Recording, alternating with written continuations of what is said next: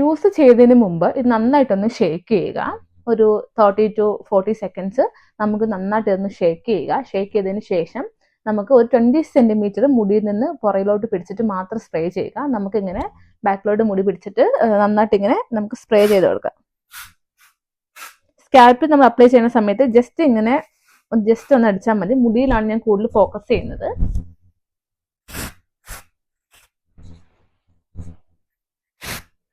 ഇത് പല പല ഫ്ലോറൽ സ്മെല്ലിൽ അവൈലബിൾ ആയിട്ടുണ്ട്.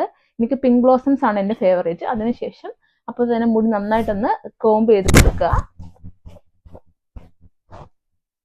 നിങ്ങൾക്ക് തന്നെ ആ ലൈവ് റിസൾട്ട് കാണാം. മുടി നല്ല ഭംഗിയായിട്ട് നല്ല രസത്തിൽ കിടക്കും. അതുപോലെ തന്നെ നമുക്ക് പ്ലസന്റ് സ്മെല്ലാണ്. മുടിയിലുള്ള ബാഡ് സ്മെല്ലും ഒക്കെ പോയിട്ട് ഗ്രീസിനെസ് ഒക്കെ ഉണ്ടെങ്കിൽ അതെല്ലാം പോകും. നമുക്കിത് യൂസ് ചെയ്യാം.